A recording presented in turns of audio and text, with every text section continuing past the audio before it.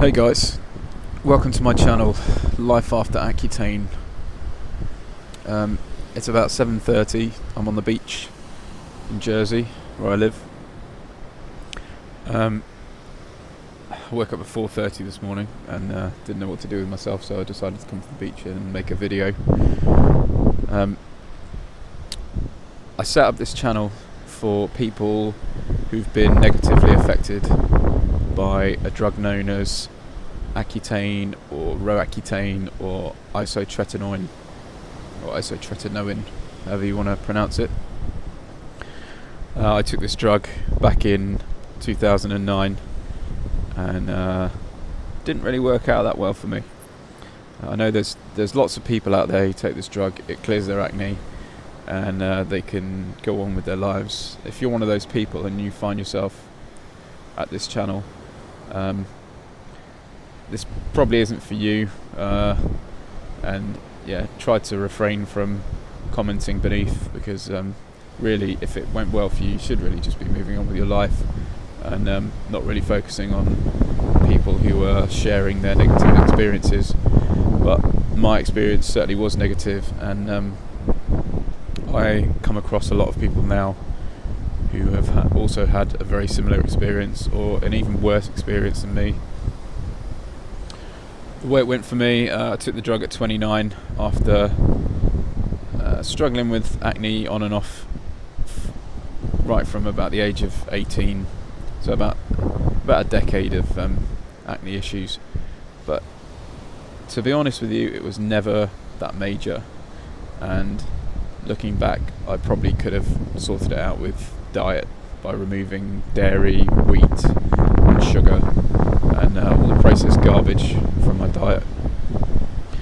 I took the drug for 4 months, 80 milligrams a day, and when I was on it, it wasn't really that bad. I mean, I went through all the regular side effects: dry lips, bit of dry skin, lower back pain, fatigue, a little bit of constipation.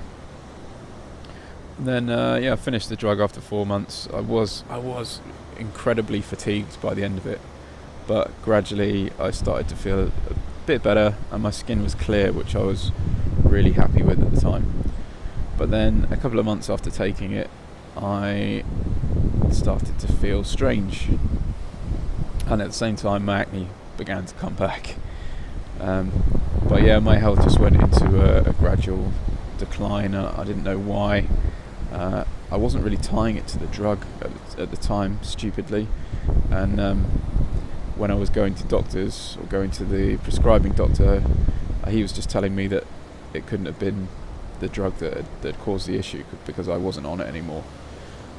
But this drug definitely affects people long term.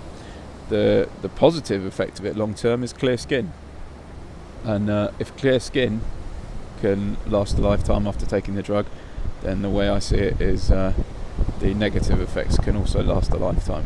Well, I know they can last a lifetime because I'm still dealing with the issues 10 years later.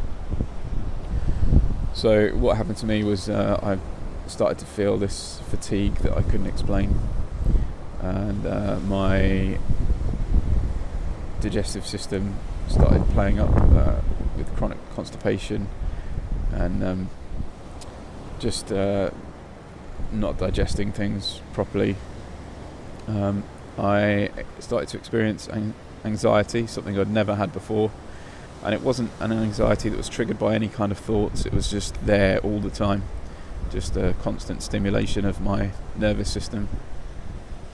I had insomnia, intrusive thoughts, a bit of depression. I didn't realise it happened so slowly. I was generally becoming more and more negative, kind of glass half empty kind of person, which I hadn't really been before. And then I started to experience more and more fatigue. I went for a blood test which found that my vitamin D levels were very low. Started taking vitamin D, that didn't really help. And then things really came to a head a couple of years later when I started to develop thyroid problems. And at that point my doctors couldn't tell me what was going on with my body. They refused to tie it to the drug. I had one blood test that showed that my thyroid was under functioning. Then I had another blood test a month later that showed that it was normal. So I went back to the doctor and asked him, what could cause this. He couldn't give me any answers. Said maybe I had an infection and it cleared up. And he just kind of looked me up and down, took my blood pressure, weighed me, said, "Tom, I've known you most of your life. You've always looked after yourself." Before I took the drug, I was actually in the gym 6 nights a week. I used to work out a lot. And he said to me, you exercise, you eat well. I really can't see anything wrong with you. But as I told him, I felt terrible. I felt like I was falling apart. Nobody could give me any answers. So at that point, I lost all faith in the conventional medical system and went away and started doing my own research. So the first thing I googled was something that you're told you're never supposed to do. Don't ever Google your symptoms, even if a doctor can't help you at all. Definitely don't use Google. Anyway, that's bullshit. If you're not well, you need answers. The only person that you can really rely on is yourself, because your health is ultimately your responsibility. So when I realised that, I started researching foods that could attack the thyroid, and the thing that kept coming up was gluten. And when I took gluten out of my diet, I felt like 50% better. I mean, prior to that, I was dealing with some sort of what they call depersonalization, where I almost felt like I was trying to control someone else's body. It was bizarre. But that really eased off when I took the gluten out of my diet. Sorry, it's probably a little bit windy on the microphone here. So I took gluten out of my diet, and then that set me on a journey of discovery, gradually removing other things from my diet. I took dairy out, sugar, and then I started reading. And I read Grain Brain by David Perlmutter. That was an eye-opening book, and then that sent me on a pathway towards the paleo diet, kind of paleo/keto way of life. And now I eat autoimmune paleo, keto, and low FODMAP. That helps me deal with a condition that is called leaky gut syndrome, which I think I now have as a result of taking the drug. And I also have an issue called dysbiosis, where you have an imbalanced gut flora, so too much bad bacteria, not enough good bacteria. So any sugars, starches or fibres that feed those bacteria will cause me IBS. And keto really helps with that, because I just can't eat starches anymore. Any starchy carbs just cause me problems.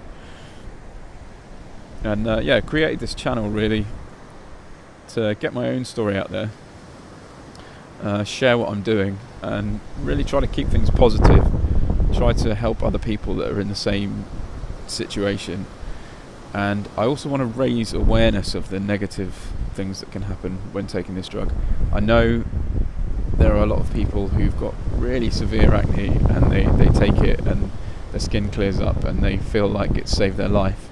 And honestly, I'm happy for those people, but at the same time, there's a lot of people getting damaged by it. I'm now a member of a group called Accutane Long-Term Side Effects on Facebook. There's nearly 1,800 members, either people who've been affected long-term or parents of children who've been affected long-term, because very young teenagers are still being given this drug, and it's quite frankly fucking up their lives.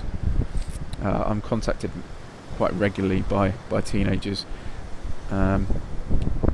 generally kind of in their late teens, who took it earlier on in their teenage years, and it's really done a number on them. One side effect that I did experience for a while was some level of sexual dysfunction. This is something that's not really talked about very often. I think it's just been added to the list of possible side effects. And there's a lot of guys speaking out now. There's some guys that have ended up with erectile dysfunction, and I know there's girls as well that have ended up with issues below the belt, should I say, after taking this drug, which is pretty awful when you consider that people are taking this before they're sexually active. So a lot of those people never know what it's like to have a sex life after taking this drug. So it's, for some people, it's almost like chemical castration.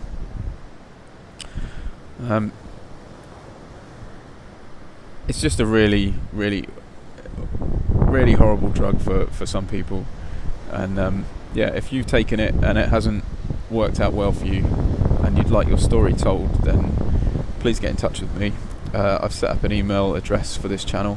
It's lifeafteraccutane@gmail.com. You can contact me there, and if you'd like to be interviewed on the channel, then I'd be happy to get your story out there. You could also have a look at my story. It was published on inews.co.uk fairly recently. If you go on there and just search for Accutane or Accutane, I'm sure you'll find it. I've also told my story on honeycolony.com and on my own website, which is theprimalnutritionist.com. It's been a 10-year journey for me. The last sort of 4 or 5 years have been quite kind of transformative. I've learned a lot about health and nutrition, and a couple of years ago I actually earned a certification as a primal health coach. So if you have a look at my website and you'd like any kind of coaching, if you'd like to be coached through these issues, then please drop me a line. You can also email me at theprimalnutritionist@gmail.com. Okay, good luck for the future, and if you have been affected by this drug, then you're not alone. It's not the end of the line for you, so please don't do what some people have done. There's been some people have taken their own lives after taking this drug.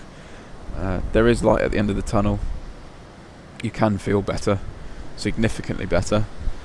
I myself probably won't ever be the same as I was before I took the drug, but I'm definitely doing a lot better than I was a few years ago. So don't lose hope. There is a lot of life to be had on the other side of these issues. Never give up. Okay, enjoy the rest of your day, and thanks for watching.